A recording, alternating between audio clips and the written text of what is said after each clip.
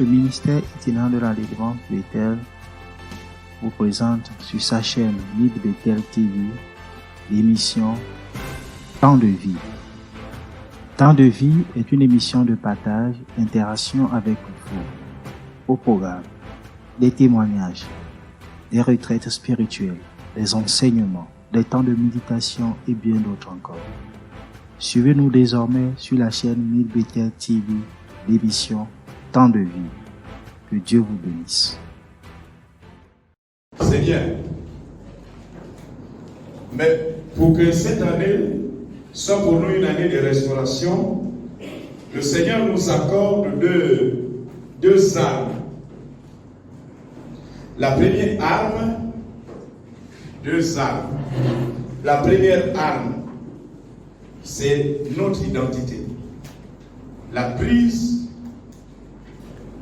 de conscience de notre identité en tant que chrétien. Oui, c'est très important. La prise de conscience de notre identité. Ça, c'est la première arme que le Seigneur nous accorde. Il faut que celui qui est devenu chrétien, puisse savoir qu'il est un fils de Dieu,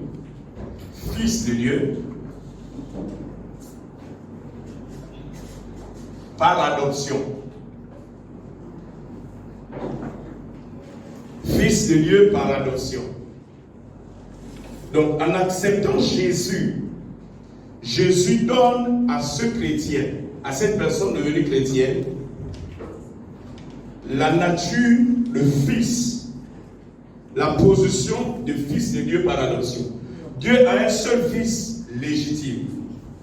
Il s'appelle Jésus. Nous devenons fils de Dieu par adoption au moyen de Jésus. Si tu n'as pas fait cette rencontre avec le Seigneur, tu ne peux pas être adopté par lui. Donc, quand on est fils de Dieu par adoption, on est également héritier de Dieu.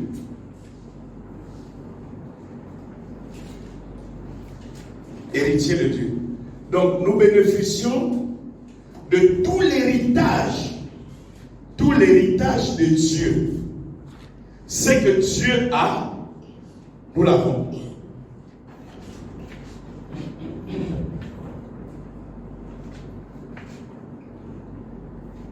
Donc, ce que Dieu a, nous l'avons.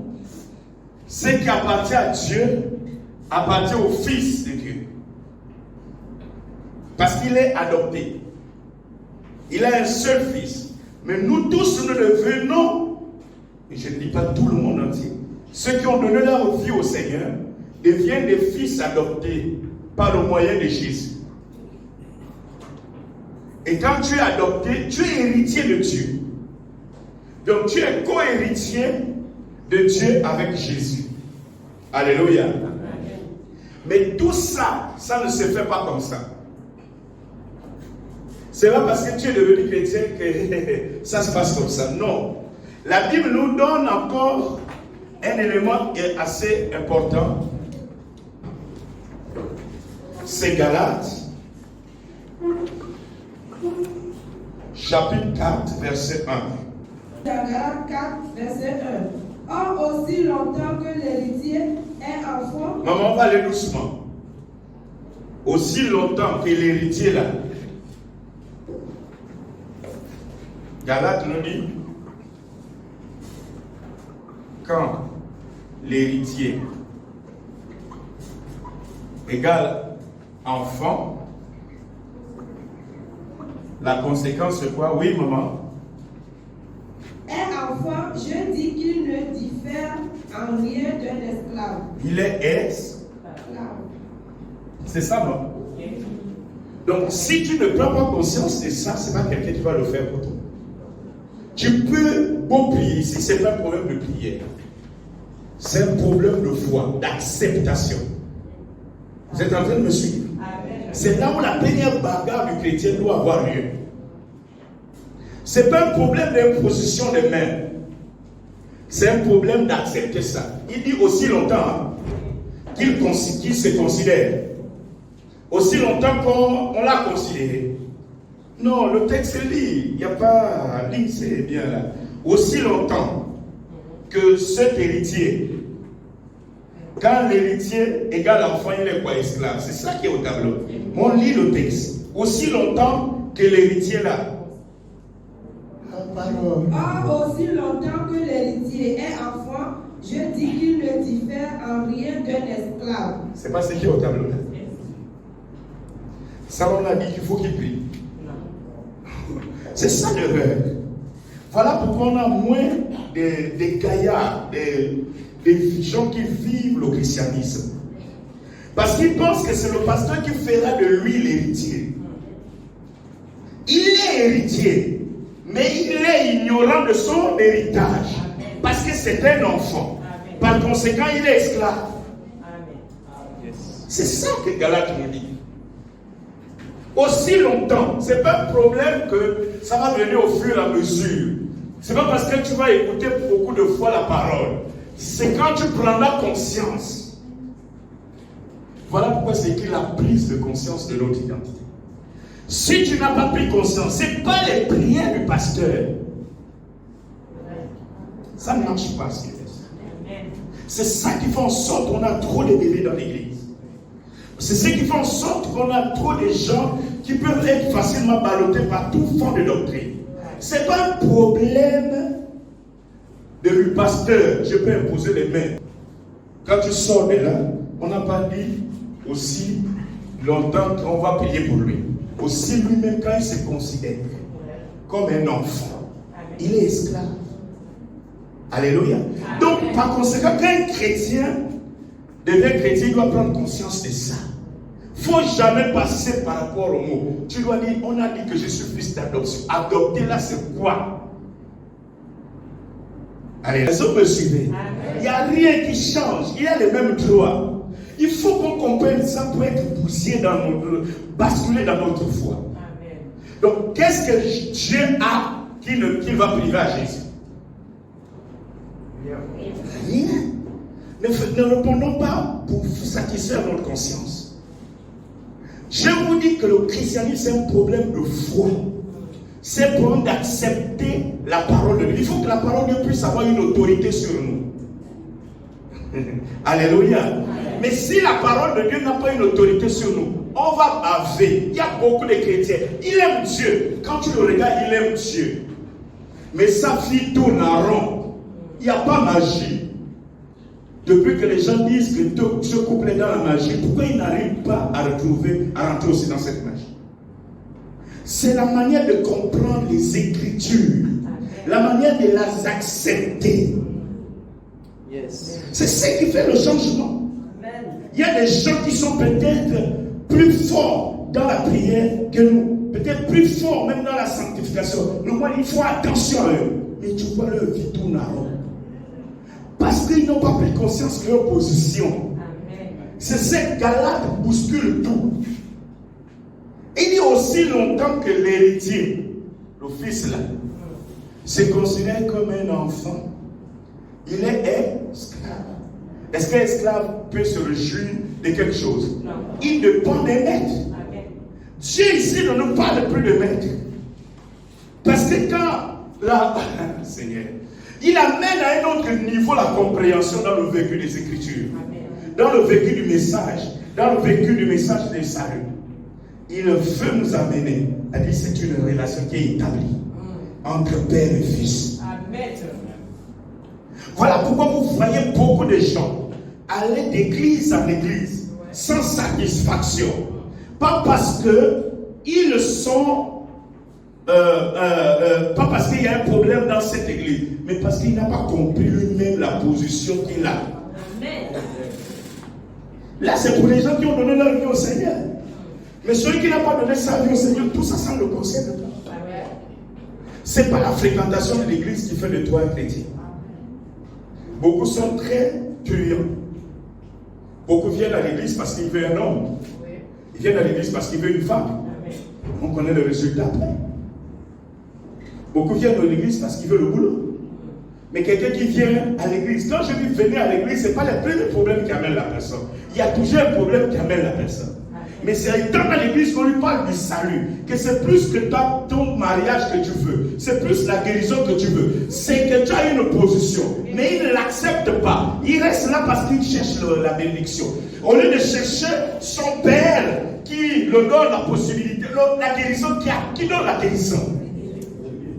Comment c'est quand même incompréhensible de voir un héritier tomber constamment malade. Est-ce qu'on est d'accord? Ça veut dire qu'il faut que ça nous choque. Il faut qu'on mette en cause notre position parce qu'on n'arrive pas à prendre possession de notre héritage. Les amis, on peut tout faire. On peut vous imposer toutes les mains du monde. Ça ne marchera pas malheureusement. Ça marche lorsque tu es là. Ça dit que tu es là. Tu as pris conscience de ta position.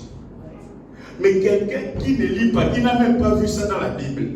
Il a vu ça parce que l'apôtre a bien enseigné aujourd'hui. Oh, c'est ton fort, hein? Il ne va même pas comprendre. Mais c'est quand il a accepté la première autorité. Ça dit que la Bible a une autorité sur sa tête. Il n'y a pas un autre moyen qui dépasse la Bible. La première autorité sur sa tête, c'est la Bible. Si la Bible lui ne voit pas l'eau, il ne va pas voir. Le problème avec les chrétiens, c'est qu'ils veulent faire de la Bible l'élément qui contient la parole de Dieu. La Bible ne contient pas la parole de Dieu. La Bible est la parole de Dieu. Amen. Tu vas entendre la voix de Dieu. Écoute les chrétiens, même dans les entretiens, tu as entendu parler de Dieu. Moi, je cherche que Dieu me parle. Ça, c'est un chrétien. Vous êtes en train de me suivre? Parce que la Bible, chaque jour, nous parle. La Bible nous parle.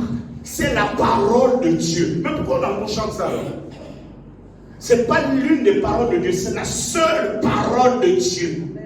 Amen. Les autres qui nous montrent là, ils puissent dans la Bible. Quand un rêve est contraire à la Bible, ce n'est pas de Dieu.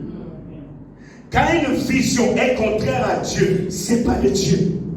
La prophétie complète s'appelle la Bible. Amen. La parole de Dieu. Donc, avant de comprendre même ça, il faut comprendre déjà l'autorité de la Bible sur toi.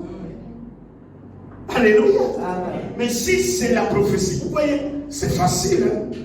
Parce que nous sortons des différents milieux. Et nous sortons, vous voyez, quelqu'un qui a grandi, son oncle est un grand jobiste. Il connaît que Joby, il y a toujours des choses. Il dit pour qu'on voit si la personne est morte ou bien il y a quelqu'un qui le bouffe, on va d'abord demander à un Joby. Vous voyez un peu ce que ça crée dans sa vie. Et quand il devient chrétien, à chaque fois, quand on lui dit non, la Bible est l'autorité, il dit non, prophète, c'est quoi? Qu'est-ce que tu as reçu de moi? C'est là où tout s'est dévié.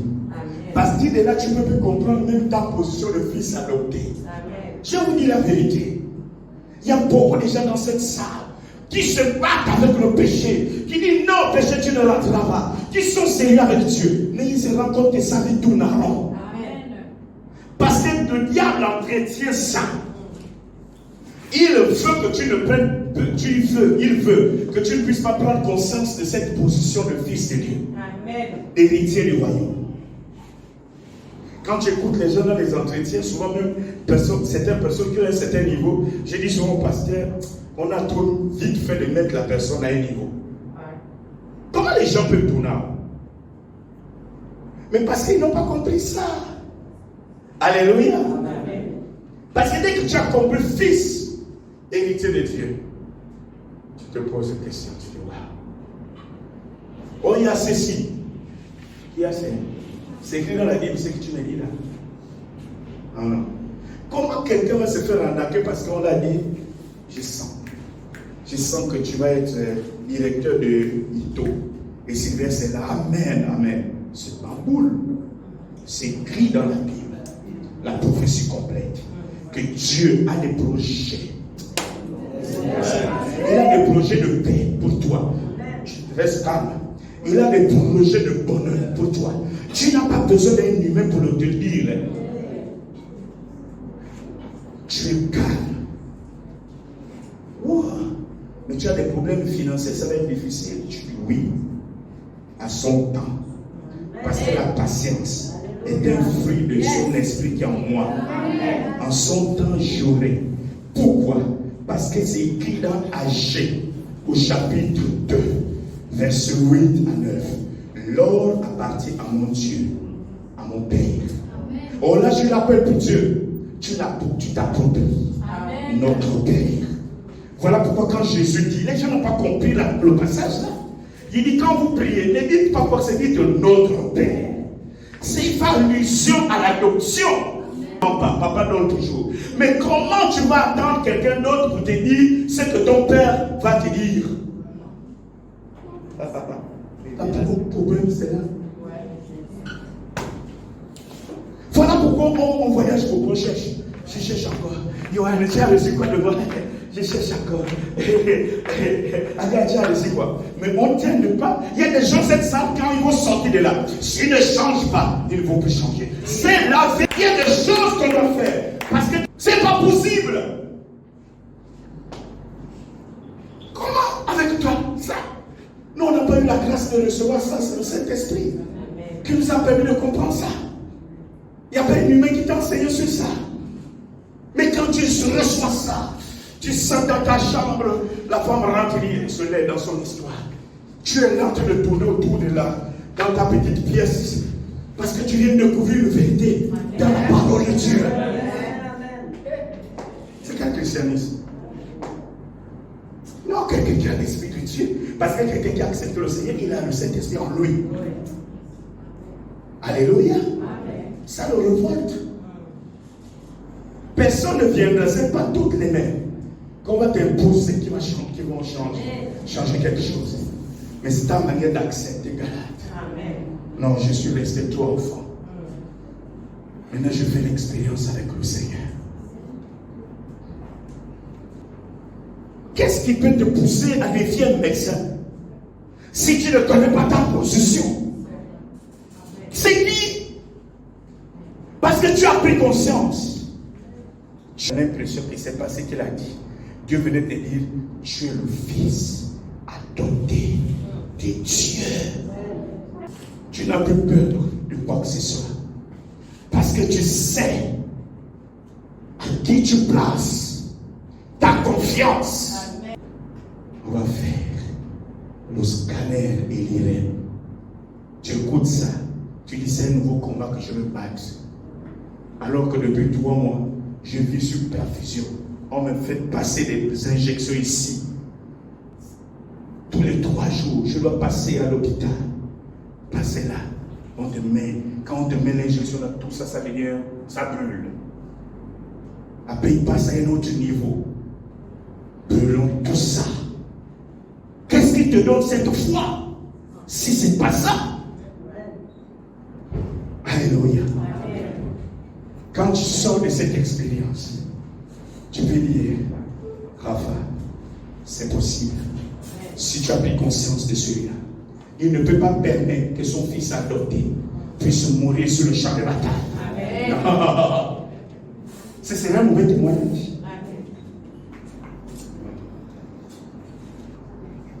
Oui, les amis.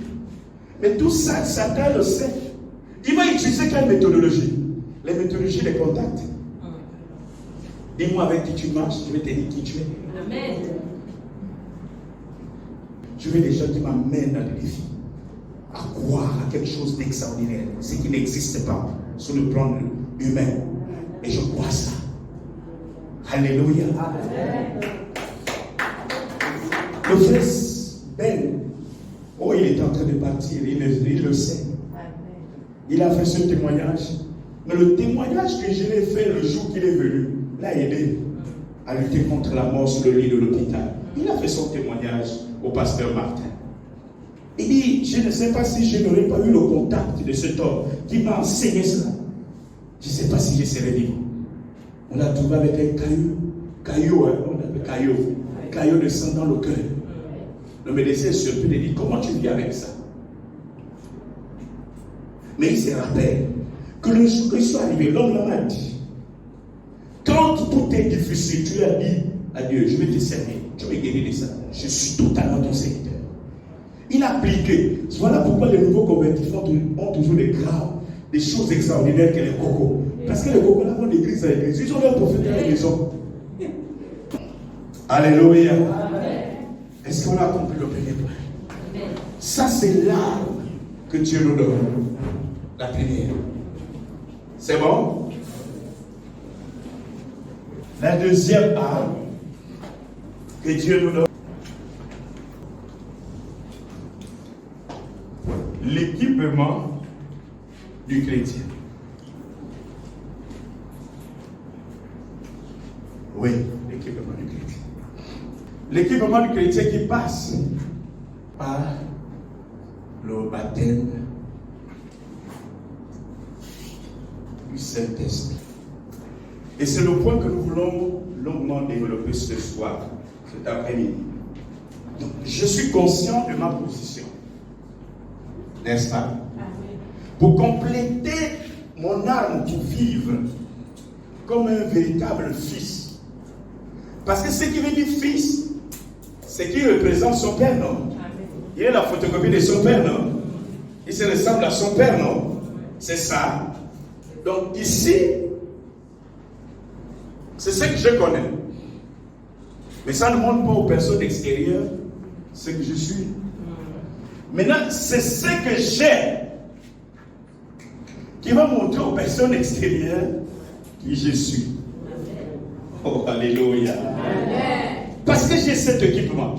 Les gens pour voir mon Père, ils me voient. Jésus a dit, celui qui a vu le Père, j'étais en train de chercher le Père, non? Le Père, montre-nous le Père. C'est pas Jésus. Il dit, celui qui m'a vu, a vu le Père. Amen. C'est ça. Maintenant, ça là, tu vas dire, celui qui m'a vu, dit, oh, ça c'est toi-même qui as accepté ça au fond de toi. Maintenant, c'est quoi qui nous prouve? C'est l'équipement. L'équipement, ça veut dire, celui qui n'a pas vu Jésus, il faut me voir. C'est ce que Jésus a dit. C'est ce que les Antiochiens ont dit aux disciples. Le mot chrétien n'est pas un mot laissé par Jésus. C'est un mot attribué aux chrétiens par les gens d'Antioche. C'est ça? Amen. Il dit voici les petits Christ, les ressemblants de Christ. C'est ça veut dire chrétien. Amen. Celui qui n'a pas vu Christ, il faut qu'il te voie. Amen. C'est ça. Mais pour qu'il te voie, il faut que tu sois. Que tu puisses le représenter. C'est bon? Et donc on parle de ça aujourd'hui. C'est pas, on appelle, facultatif, obligatoire. Amen. Pour vivre une vie chrétienne puissante. Amen. Alléluia. Amen. Nous voulons vivre une année de restauration. Sans ça, c'est utopique. À un moment donné, cela fatigué. Je crois que l'esprit est sorti de l'église là. C'est un problème de l'église. Mais c'est là-bas où Dieu nous a formés. C'est là-bas où Dieu nous a visités. Parce que tu es d'abord sérieux avec Dieu. Alléluia. Ça dit que le milieu est important. Parce que ça te booste. Comme on fait là. Ça te booste. Ça te permet de sortir de ta petite foi pour aller dans un autre niveau. Mais tout ça dépend de toi. Si toi-même ta foi est façon. Comment quelqu'un peut croire à une multiplicité des enseignements erronés et dire qu'il sert le Seigneur? Cette flamme, souvent, du nouveau converti, ça s'arrête. Après, on est en face de la réalité. C'est cette réalité qui nous pousse à arriver dans les sectes. Vous me suivez? Pour la plupart des hommes de Dieu, à un moment là, tu es encore dans la fourbe de feu. Alléluia, je vous dis que ça marche. Puisque tu n'as pas pris les deux bases là, après tu sens que ça ne marche pas. Je crois que c'est ce que Dieu a dit ici, non? Il faut qu'un apôtre prie pour toi. Parfois on perd du temps, de l'argent, de l'énergie, pour rien.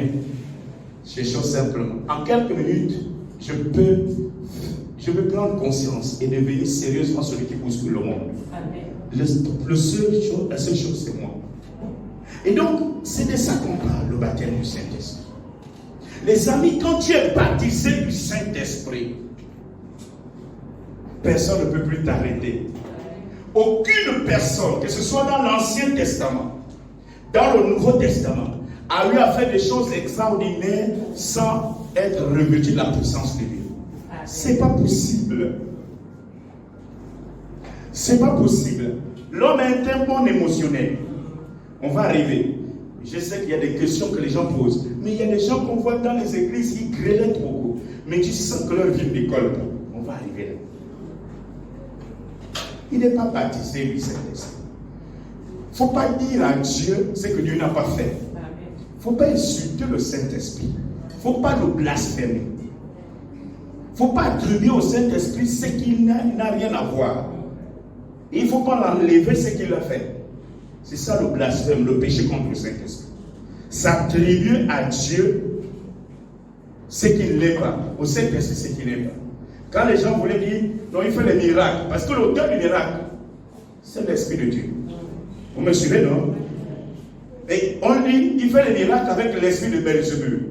C'est là où Jésus dit, attention, ne péchez pas contre le Saint-Esprit. C'est attribuer au Saint-Esprit, attribuer à Satan les œuvres du Saint-Esprit. C'est nier les œuvres du Saint-Esprit. C'est attribuer aux œuvres de Satan au Saint-Esprit. Vous êtes en train de voir? Il faut faire attention. Aucun homme ne peut faire des grandes choses s'il n'est pas revêtu de la puissance de Dieu. C'est pas possible. Tous ceux qui ont fait des choses, ils étaient revêtus de la puissance de Dieu. C'est la puissance de Dieu qui te permet de dire, oui, on me dit, tu es chrétien. Oui, je suis chrétien. Prouve-nous que tu es toi. La question a été posée à Jésus.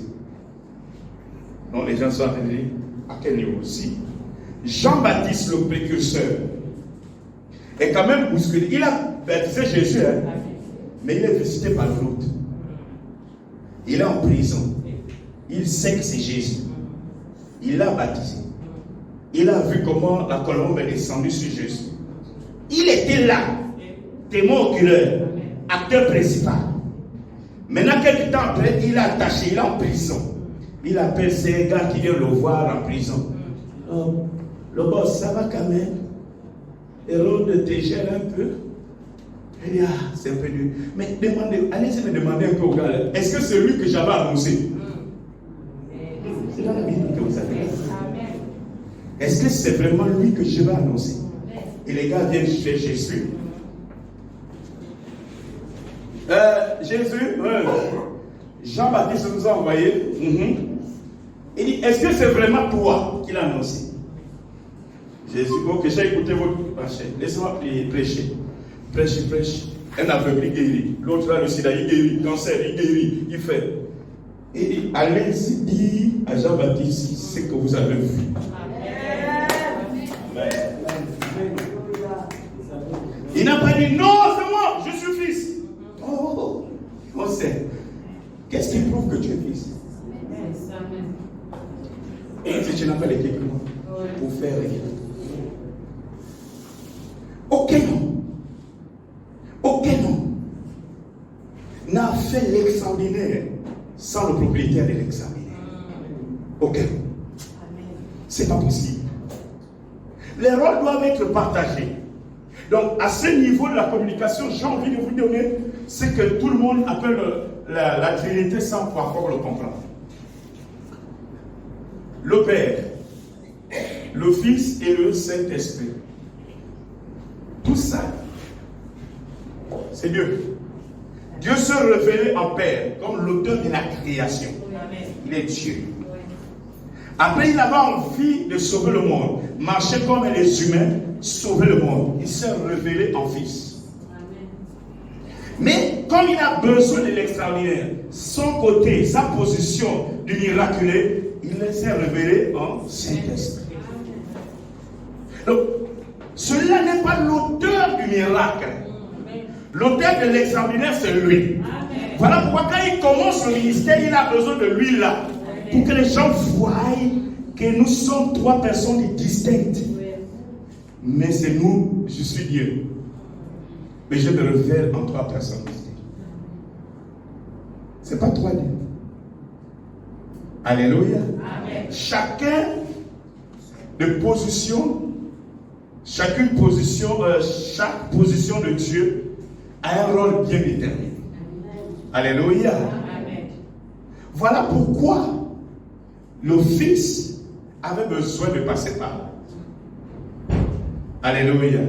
Aucune personne ne peut faire des choses extraordinaires s'il n'est pas revêtu de la puissance d'en haut. Depuis l'Ancien Testament jusqu'à là. En commençant par Moïse. Nombre 11, versets 16 à 17. Dieu constate que Moïse se souffle. Il se souffle. Et Dieu utilise la voix de son prophète. Dieu il soufflait. Beaucoup. Quand tu rentres là, tu es entretien, tu prêches, tu fais ceci, tu règles les problèmes, tu fais ceci. Il faut des collaborateurs. Et Moïse, Dieu dit, choisit des collaborateurs. Et il choisit un certain nombre de collaborateurs.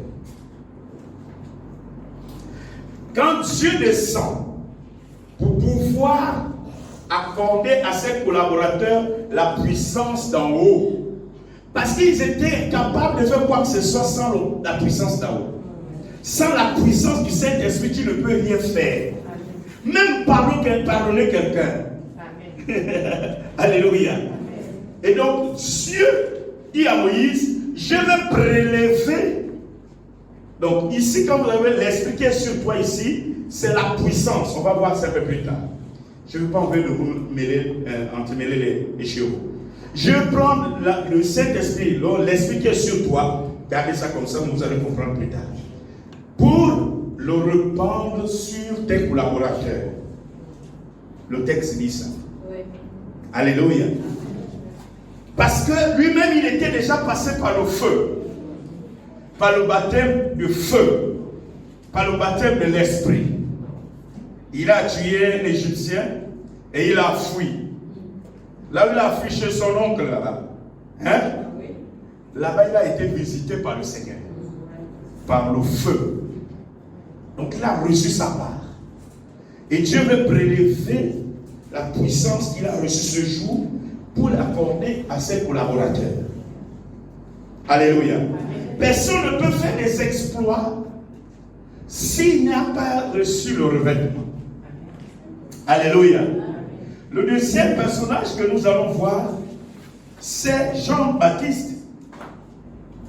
Jean-Baptiste. Et le texte que nous allons donner comme référence, c'est Luc 1, versets 15 et 41. Il faut toujours vérifier. Les notes peuvent nous tromper. Jean-Baptiste. Dieu savait qu'il doit précéder Jésus, n'est-ce pas? Il doit aller faire donc des très grandes choses. Alléluia. Mais tu ne peux pas aller faire des grandes choses si tu n'es pas revêtu de sa puissance. Ce n'est pas possible. Jésus lui-même va déclarer plus tard quand il va commencer son ministère.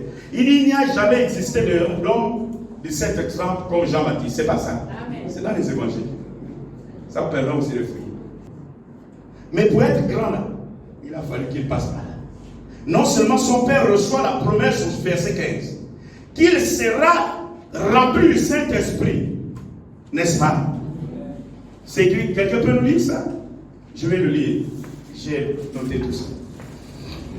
Il dit au verset 15, car il sera grand devant le Seigneur. Il ne boira ni vin, ni liqueur enivrante. Et il sera rempli du Saint-Esprit dès le sein de sa mère. C'est pas écrit. Maintenant, on va voir comment. Marie, Jésus est dans la ventre de Marie. N'est-ce pas? Et Jean-Baptiste est dans le ventre d'Élisabeth. Et Marie rend visite à Élisabeth. Elle ne sait même pas pourquoi elle rend visite. Dieu est en train de le pousser pour aller accomplir une promesse. Mais elle ne le sait pas. Est-ce que vous me suivez? Elle ne le sait pas. Dès qu'elle salue sa cousine Élisabeth, Jésus, étant dans le ventre de sa mère, baptise Jean-Baptiste. Verset 41. N'est-ce pas? Dès qu'Élisabeth a entendu la salutation de Marie, son enfant tressaillit dans son sein. Et elle fut remplie du Saint-Esprit. Alléluia. Amen. Très important. Jean-Baptiste, on est dans l'étude des personnages qui ont fait des choses grandes avec la puissance du Saint-Esprit, n'est-ce pas? C'est bon? Nous connaissons ce que Jean-Baptiste a fait. Un message puissant. Les hypocrites veulent se faire baptiser. Mais il défend le message qu'il a reçu de la part du Seigneur. L'autre personnage que nous voulons lire, étudier, c'est Jésus. Lui-même, il est homme. Luc chapitre 3, verset 21 à 22.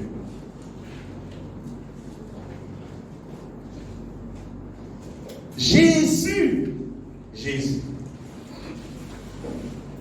ne pouvait pas c'est de faire de cela. C'est notre modèle.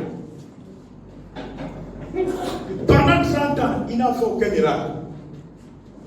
Aucun. Il voyait les gens mourir. Il participait à creuser les tombes. Parce qu'il n'était pas encore le revêtement, l'équipement. Oui. Et Jésus arrive à 30 ans dans le Jourdain. Il se fait baptiser d'eau par Jean-Baptiste. Quand il sort de là, il prie. Il faut le noter. Il prie. Il prie. On va le voir comment on est baptisé du Saint-Esprit. Mais retenez déjà ce verset. Il prie. N'est-ce pas? Amen. Dès qu'il a prié, Dieu a reconnu Jésus en le baptisant du Saint-Esprit. Son ministère va flamber. Les gens qui l'ont vu faire la charpente, la menuiserie avec Joseph, son père, étaient surpris. Ils ont même dit, n'est-ce pas, c'est l'enfant de Joseph qui faisait la charpente là. Mais ça a changé. Mais comment mon frère et toi, qui est dans sa sœur, ma sœur, toi qui es dans cette salle, comment, à quel niveau ton ministère va changer? Les gens te voient toujours ordinaire. Même si tu dis, non, je suis fils de Dieu adopté. C'est ce qu'on peut voir. C'est pas ça. Donc, comment demander, Aka. C'est bien, mais il faut nous montrer. Puisque tu ne peux pas le démontrer sans la puissance. C'est pas possible. C'est pas possible. Tu seras comme un homme ordinaire. Alléluia. On ne te consultera même pas sur des questions dures. Quand les gens sont coincés, ils peuvent pas venir vers toi. Toi-même, tu es un coincé. Comment moi je suis coincé, je vais encore vers un coincé. Vous êtes en train de me suivre? Tu es un homme ordinaire. Ce qui nous rend extraordinaire, ce n'est pas notre identité, mais c'est le revêtement que nous avons suite à notre identité. Parce que c'est ça qui fait notre différence, les amis. On ne peut pas combattre ce passage.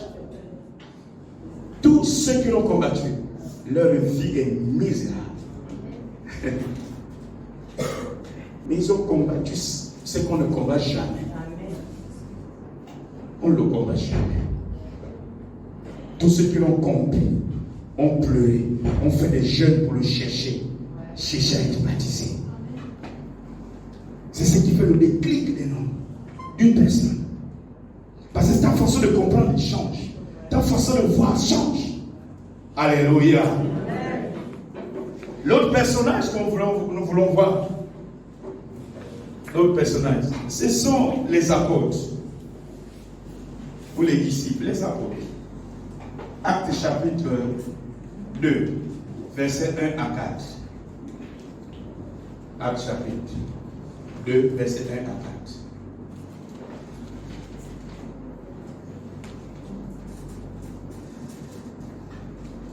Oui, bien-aimés dans le Seigneur, sans ce passage, personne ne pouvait les reconnaître. Ils étaient des hommes ordinaires. Ils allaient à la pêche, autant comme tout le monde. Mais le jour de la Pentecôte, oh, le jour de la Pentecôte, quelque chose s'est passé. Le jour de la Pentecôte, quelque chose s'est passé.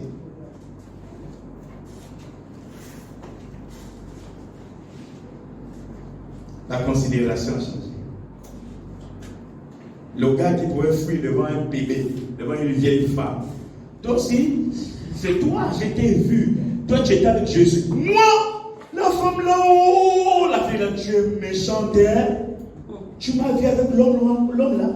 Lui, c'est un bandit, c'est pas moi. C'est lui qui se lève devant des milliers, des milliers, des milliers. Il était dans une simple cour où il y a moins de personnes. Devant une vieille, il a régné Jésus. Mais après le baptême, devant des milliers et des milliers, la Bible nous dit que ce jour, 3000 personnes parmi les milliers là se sont converties à travers son message. Sa vie avait complètement changé. Il pouvait affronter les gens dans les yeux. Il dit, ce Jésus que vous avez crucifié, ils étaient là. On est à la Pentecôte. La Pentecôte, ce n'est pas une histoire des apôtres. C'est une histoire de tous les religieux là. Parce que c'est une fête juive. Ce n'est pas des chrétiens qui se sont réunis. C'est des religieux qui sont réunis sous l'autorité du sacrificateur principal. Alléluia. Mais il est parle. En premier lieu, le propriétaire, le gestionnaire des affaires, non. Il parle à qui? En premier lieu, est-ce que la fête là, c'est Paul Pierre qui a crié ça? Ils sont dans leur chambre haute. Ils ont été visités. Après, ils descendent sur la place publique pour parler. Alléluia. Mais le premier interlocuteur, c'est les religieux, non? Les caïfs, tout le reste, c'est sont eux, non? Qu'ils parlent là, non? Il dit, ce Jésus que vous avez crucifié, devant une vieille femme, il a régné. 50 jours après, qu'est-ce qui s'est passé? Qu'est-ce qui s'est passé? Ce matin, dans cette chambre, Ruth, il venait d'être équipé. Il n'a plus foi. Il sait que sa vie ne dépend pas d'un homme. Sa vie dépend du roi des rois, assis sur son trône de gloire. Le ministère des apôtres a complètement changé. Quel est le personnage qu'on pourra regarder encore? Oui, celui que tout le monde apprécie. Oui, parce qu'on le lit beaucoup. Acte 9, verset 17. Oh, Paul ne pouvait pas faire tout ce qu'il a eu à faire là, sans passer par là. Personne ne peut faire ce qu'il a fait de puissant sans passer par le revêtement. Paul, qu'on adule, Paul, qu'on célèbre, qu'on félicite, mais cet homme est passé par ce que tout le monde cherche à fuir. Un sorcier, un tueur, un sectaire. Il a tué Étienne, il était là, il tuait. Non, toi tu n'as pas bien. Tape là, oui. Toi tu n'es pas. Tu vas voir, je vais te bastonner. J'ai dit tape là, il va mourir déjà. Tape, allez, boum. C'est le même personnage. Lorsque Dieu le visite, il sait, pour qu'il soit un puissant serviteur de Dieu, il faut qu'il passe par là. Parce qu'il savait que l'opposition va être dure. Son message ne va pas être accepté. N'est-ce pas? Oui. pour défendre son message, il a besoin de dire ce qu'il a écrit. Mon évangile ne se repose pas sur des discours persuasifs, mais sur la démonstration. Il ne pourrait pas le dire s'il n'était pas passé par l'équipement.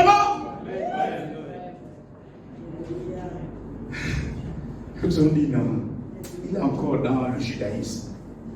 Il dit, vous avez vu le judaïsme? Il dit à quelqu'un. Alléluia. Paul est passé par là. Et puis, le dernier, pas le dernier, l'autre personnage que nous voulons étudier, ce sont les chrétiens d'Éphèse. Vous allez comprendre pourquoi. Acte 19, versets 1 à 6. Les chrétiens d'Éphèse, les collaborateurs de Paul, avec qui Paul a bousculé Éphèse. Dieu avait besoin des collaborateurs puissants. C'est vrai que Paul avait des deux collaborateurs qui sont venus avec lui en mission, n'est-ce pas? Mais il avait besoin d'autres collaborateurs dans Éphèse. Parce que la mission d'Éphèse était grande. À Éphèse, ils avaient une puissance, un démon, une autorité puissante qu'on était en train de célébrer. L'Artémis, Diane, la déesse Diane, où les femmes se comparaient aux hommes. On dirait égalité des chances. Ce n'est pas égalité des chances, non, émancipation. L'autre mot, c'est quoi? Les sexes sont égaux là. Égalité des sexes. L'approche change. Les amis, il faut rectifier certaines choses. N'allez jamais à la contre la Bible. Même si vous êtes positionné à un niveau élevé, ne jamais faire la promotion de ce qui est contraire à la Bible. La femme n'est jamais égale à l'homme de la Genèse à l'Apocalypse. Jamais! Il n'y a pas d'égalité. L'exercice de ministère n'a rien à voir avec l'égalité. La femme est pas l'égale de l'homme. Dès qu'un responsable chrétien prône ça, il est en opposition à la Bible. Amen. Alléluia. Et donc, il est conscient, Dieu est conscient qu'il a besoin des collaborateurs de 12. Et donc, Paul arrive à Éphèse. Dieu est conscient, c'est Dieu qui connaît. Dieu est conscient que la mission de Paul à Éphèse va être difficile. Vous me suivez? Et donc, Dieu il trouve lesquels chrétiens, les 12 chrétiens.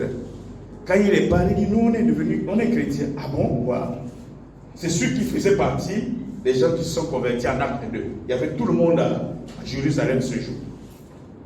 Il dit, est-ce que vous avez reçu le Saint-Esprit? Nous là, il a prié pour eux. Ils ont reçu le Saint-Esprit. Quand vous suivez ce que ces hommes avec Paul ont eu à faire à Éphèse, sans ça, ils ne pouvaient pas le faire. Amen. N'est-ce pas? Amen. Parce qu'ils vont rentrer dans la synagogue. Ils vont prêcher avec Paul. Paul est leur leader. Mais il y a eu des conversions et des conversions. Les gens commencent à les résister. Ils vont se retirer pour aller à côté de la synagogue.